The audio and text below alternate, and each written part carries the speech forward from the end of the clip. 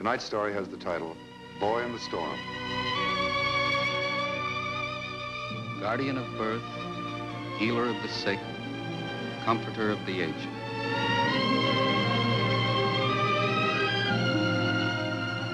To the profession of medicine, to the men and women who labor in its cause, this story is dedicated.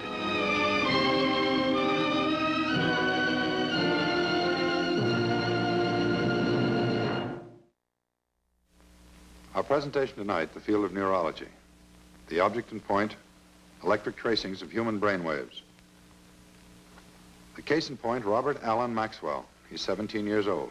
By economic standards, he's a very fortunate young man. He has wealth, he has position. Physically, he's much less fortunate. The past 7 years of his life have been spent under conditions designed to blight and destroy his entire existence, due to narrow ignorance and a stupid misunderstanding of a condition which Robert Maxwell is powerless to control. 7 years of his young life, years that should have been happy and productive, have been wasted, and wasted without reason. But there was and is a turning point.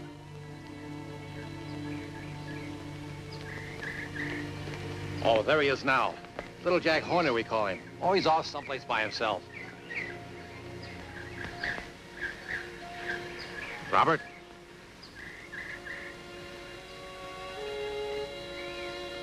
This here's Mr. Frankel. He's come take you away. Hello, Robert. Do you remember me? Yes, sir. You're Aunt Flora's lawyer. I'm the administrator for your aunt's estate. How is Aunt Flora? They wouldn't let me go to the hospital. Robert, your aunt passed away last night. She passed away. You mean she's dead? Aunt Flora's dead. I'm sorry to bring you this news, Robert. I have a car waiting. I'm going to take you to a doctor in town.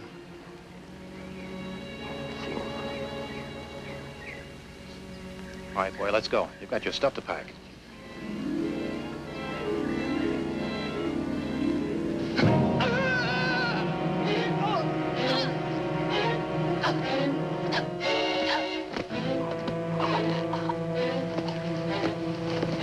Isn't there anything you can do? Nope. Got anything handy, you shove it between their teeth so they don't bite the tongue off. If not, you just get them on their side so the saliva don't strangle them. More trouble than any kid I've ever seen.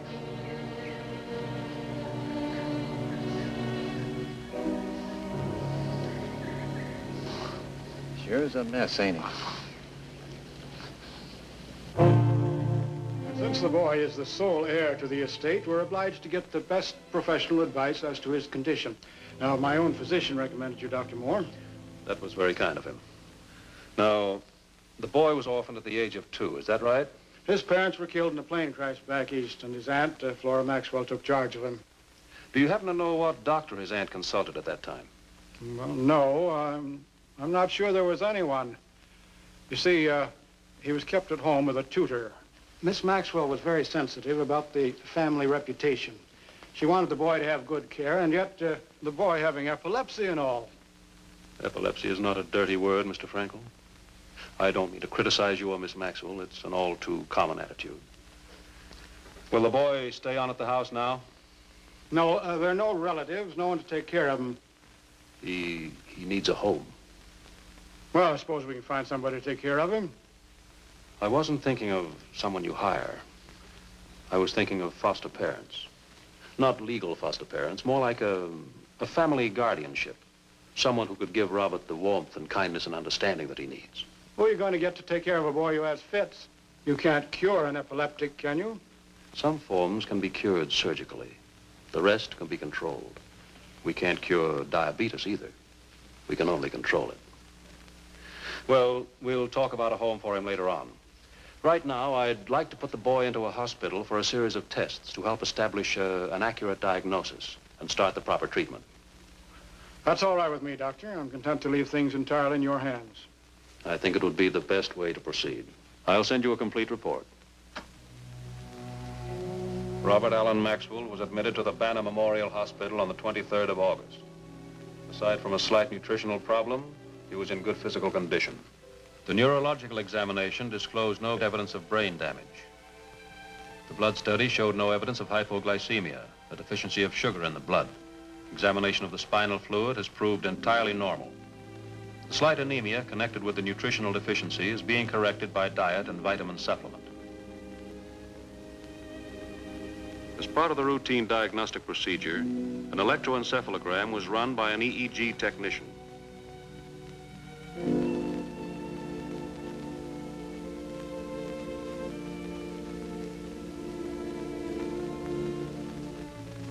The electroencephalograph machine records impulses from 8 different brain areas on a moving strip of paper. The styluses of the EEG machine write out the pattern of impulses within the brain in the same way as an electrocardiograph records heart function. The tracing shows a diffuse cerebral dysrhythmia, the classic spike wave pattern, which is consistent with epilepsy. On the 30th of August, anticonvulsive medication was started. Robert's pattern on arrival was 3 to 4 grand mal seizures per week. After 2 weeks of treatment, his seizures have been largely controlled. And have you had any more dizziness recently, Bob? No, sir, I feel pretty good. Fine, then it looks as though we're on the right track. Now we'll start some exercise. You mean games? Mm-hmm. Oh, I don't know, I never played any. Why, don't you like sports, Bob? Aunt Flora didn't want me to do anything exerting because of my sickness. I used to read a lot, though. Did you know that the Russian writer, Dostoevsky? Yeah, he was an epileptic. And the Greek philosopher Socrates and Julius Caesar. So was Alexander the Great. I told that to Taylor once. He's a butler. He said all those people being crazy didn't make me a great man. Bob, you've got to resign yourself. There are a lot of people who are very stupid about epilepsy. You know, in ancient times, they used to call it the holy sickness because they thought that people afflicted with epilepsy were possessed of a god. And then 1,000 years or so later, they thought that epileptics were possessed of a devil. Don't let it worry you. The important thing is that the advance of medical research has now made it possible to do something about it. You know, Doctor, it's strange. I mean, just before it happens, it's like a storm. It's like a big storm gathering. But it's not with clouds. It's just big, bright lights. It's like a big storm of light. It blinds you. It blinds everything. It's different for every person, Bob. When you get to school, I want you to take up some form of athletics. You don't have to get too strenuous about it, but you'll have a lot less trouble if you exercise. Am I really going to go to school? I mean, regular school? There's no reason why you shouldn't. Say, I got to talking here and I lost all track of time. I'm late. I'll see you a little later this afternoon. Mm-hmm.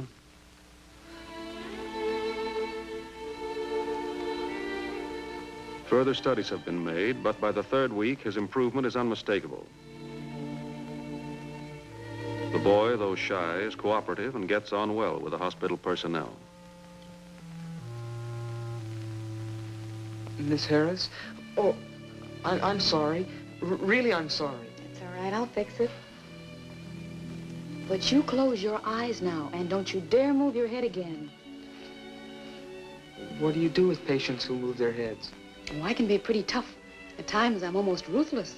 Like the Queen of Hearts. Hmm? Off with their heads. You know, the Queen of Hearts, Alice in Wonderland. Uh-huh. You might call me the Queen of Hearts. All right. You can call me the Mad Hatter.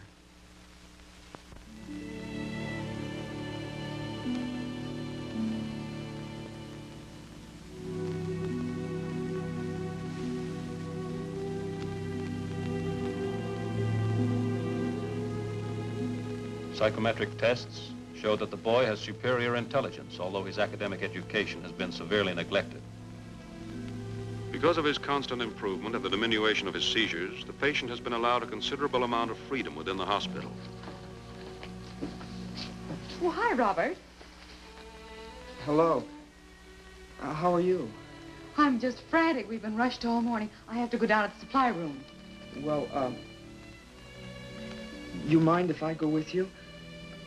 I was just taking a walk around. Delighted.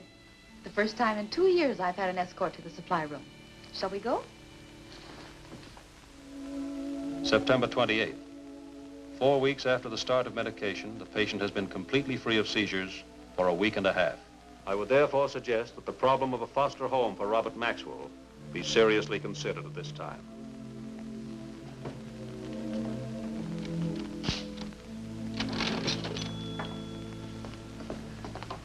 Hi, Miss Harris. Well, hello. What are you doing here? I'm over the hill. I slipped away from my nurse. I wanted to see how the Queen of Hearts was doing. Tough as ever. You shouldn't be here, you know. I know. I was just passing by. I saw you in here, and I thought maybe I could buy you a cup of coffee. There's Dr. Moore and Mr. Frankel. Oh, excuse me. I'll see you later.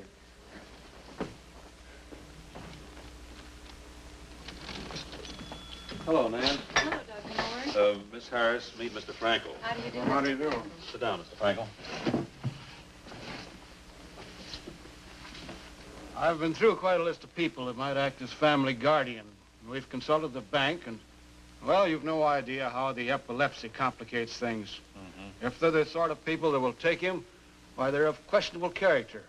And if they're the people that we like, they won't take a boy with epilepsy. Dr. Moore, I don't like to butt in, but would this be about Robert? That's right. Well, it's just that I know a couple, friends of mine. Mr. Jennings is with a national insurance company. His wife's with a child guidance clinic. She's a consulting psychologist. They lost a son in Korea, a boy a few years older than Robert. Is that Samuel Jennings? Uh-huh. I know him. That's the thought. But there's still the problem of epilepsy. The Jennings lost a son. If they could get him back, I don't think they'd demand perfection. Do you?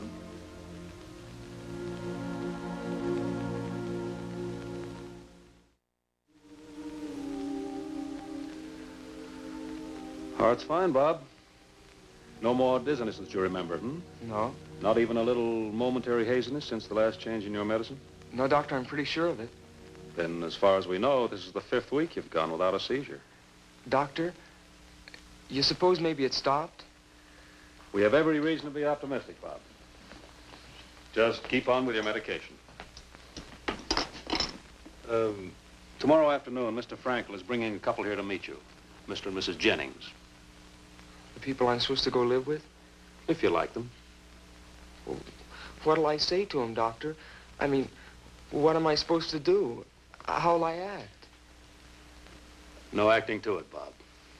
Just be yourself. A 17-year-old boy. They're not going to ask for anything more than that.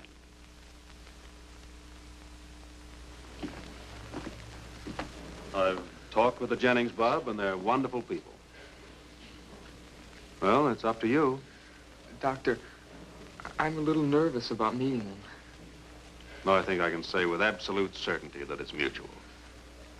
Let's go.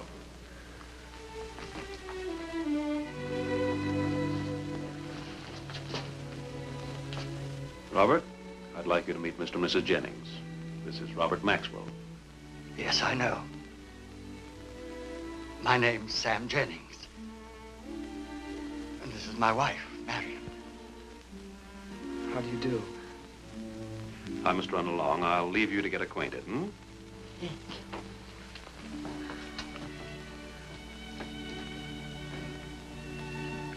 Well, I'm happy to meet you, Robert.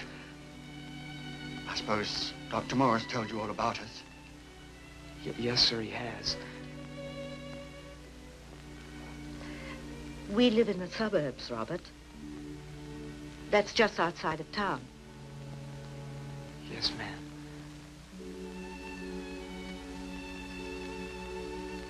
Do you think maybe you would like to live in the suburbs, Robert?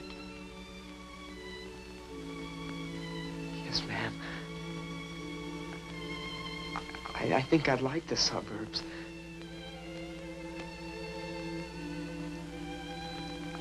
I think I'd like it very, very much.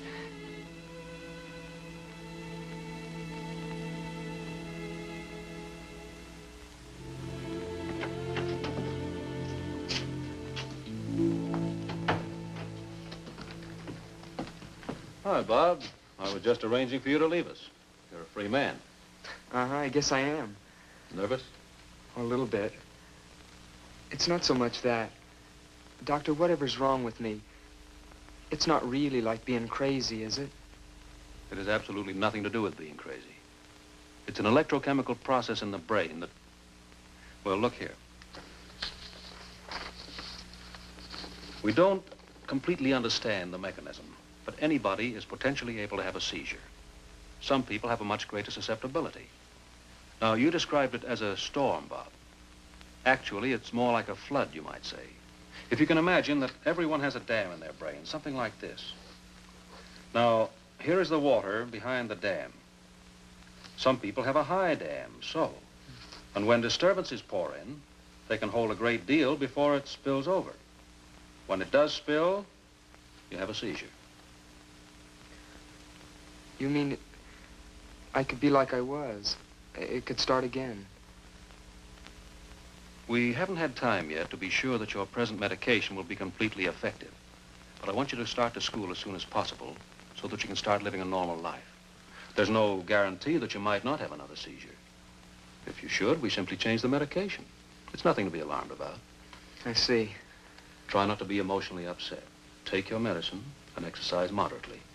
I'll be seeing you quite frequently at first. The Jennings are picking you up at 3, aren't they? Yes. Thank you, Dr. Moore. Thank you very much. By the way, will I ever be able to get married? Say, you've made a more rapid recovery than I realized. Well, can I? No reason why you can't. There's some question about the hereditary aspect, but the chances of your children being epileptics are very little greater than anybody else's. Sure, you can get married, Bob. Let me know when you find the right girl, huh? Yes, sir. Thank you, Doctor. I will.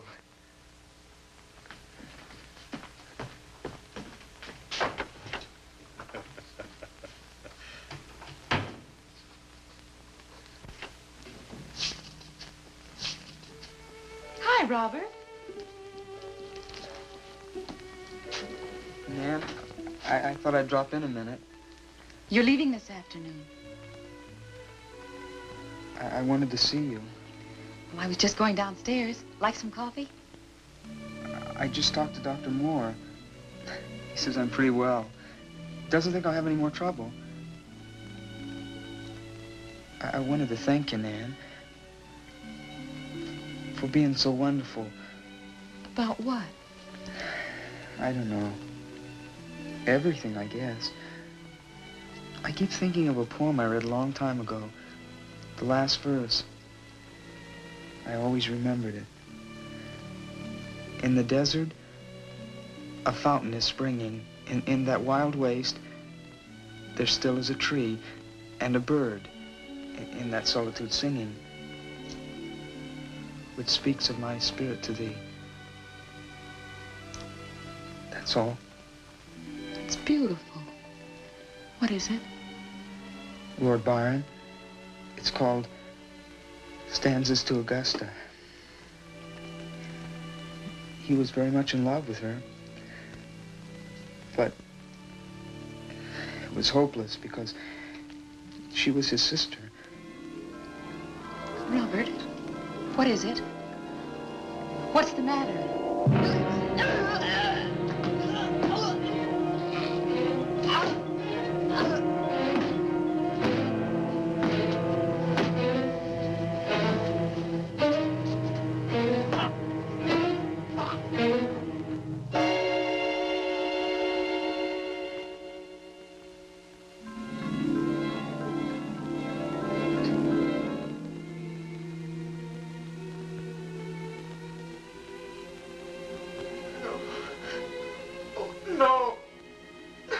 Not here. Not here. It's all right, Robert. It's all right. It's all over now. Everything's all right. No, no. Not in front of you. Not here, not with you.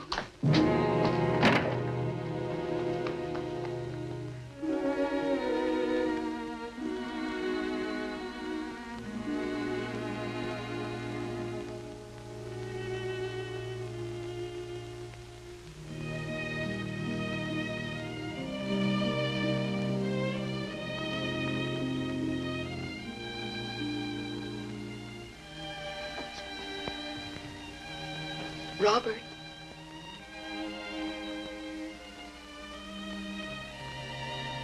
Robert. Robert, what just happened? It doesn't matter. You have to expect it once in a while. It doesn't mean anything. It doesn't mean anything at all. It does. It does. Please.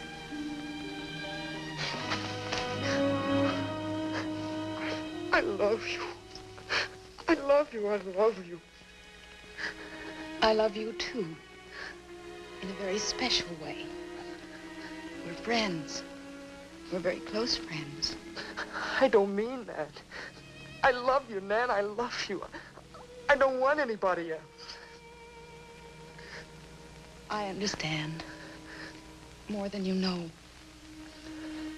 You're well now. You're going to stay well. You have a whole wonderful, beautiful life ahead of you. Don't make it narrow by loving just one person or one thing. Don't build walls around yourself or your life. Love grows small and cramped and selfish that way. There's so much to love. So many things. So many people. Each one of them in a special way. The girl you'll marry. Your wife. Your children. The tree in the backyard. Your friends. The family next door. You love each one of them with a special love.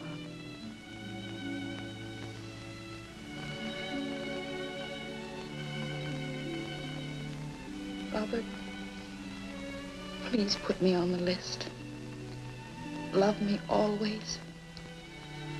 Because I'm someone who will always love you. And now I'll say goodbye.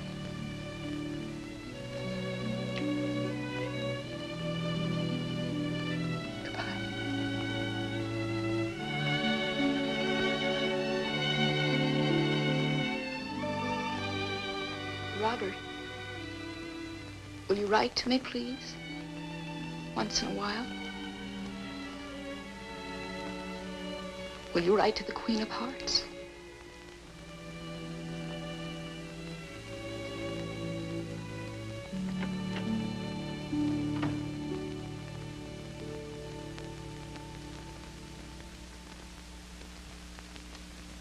You continue with this added medication now until I see you again. Remember, if you have any trouble, I'm just as near as your telephone. All right? All right. Thank you, Doctor. Thank you very much. Same here, Doctor. We'll take good care of him. Just bet your life on that. Goodbye, Doctor. Goodbye. Good luck.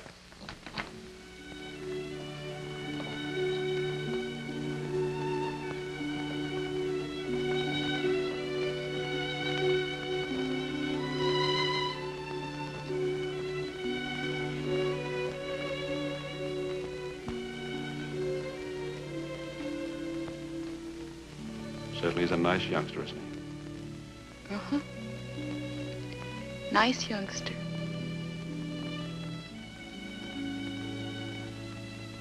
Come on. Buy a cup of coffee.